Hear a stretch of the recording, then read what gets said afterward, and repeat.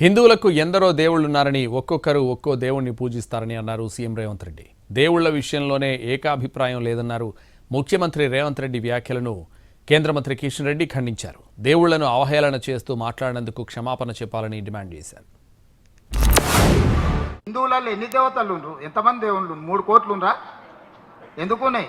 పెళ్లి చేసుకోవడానికి హనుమంతుడు ఉన్నాడు, 2 పెళ్లిళ్ళు చేసుకునేటానికి ఇంకొక ఆయన దేవుడు ఉన్నాడు, మందు తాగేటోళ్ళకి ఓ దేవుడు ఉన్నాడు, ఎల్లమ్మ, పోషమ్మ, మైసమ్మ, కళ్ళు కొయ్యాలి, కోడి కొయ్యాలి అనేటోళ్ళకు ఉండ్రు, పప్పన్నం తినేటోళ్ళకు కూడా దేవుడు ఉండు. అవునా? అన్ని రకాల దేవుళ్ళు ఉన్నారు. కాంగ్రెస్ పార్టీ కూడా అన్ని రకాల మనస్తత్వాలు ఉండే అన్ని రకాల మనుషులను కలుపుకొని పోయే పార్టీ కాంగ్రెస్ పార్టీ. దేవుడి మీదనే మనకు ఏకాభిప్రాయం లేదు. ఒక ఆయన వెంకటేశ్వర స్వామికి మొక్తా అంటే, ఒక ఆయన ఆంజనేయ స్వామికి మొక్తా అంటాడు, ఒక ఆయన లేదు లేదు నేను అయ్యప్ప మాలేస్తాను, ఇంకొక ఆయన అంటే లేదు నేను శివమాలేస్తాను, మూడో ఆయన అంటాడు. అవునా? ఇవన్నీ మనం చూస్తున్నాం కదా. దేవుళ్ళ మీదనే మనకు ఏకాభిప్రాయం తీసుకురాలేకపోయినప్పుడు రాజకీయ నాయకుల మీద ఏకాభిప్రాయం ఉంటుందని నేను అనుకోను.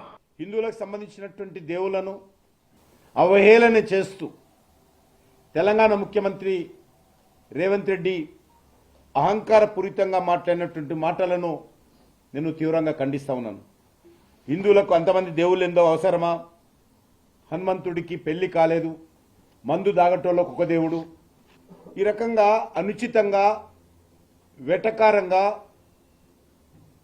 హిందువుల మనోభావాలను కించపరిచే విధంగా ఈరోజు కాంగ్రెస్ పార్టీ వ్యవహరిస్తూ ఉంది. ముఖ్యమంత్రి రేవంత్ రెడ్డి గారిని డిమాండ్ చేస్తా ఉన్నాను, యావత్ హిందూ సమాజానికి క్షమాపణ చెప్పాల్సిందిగా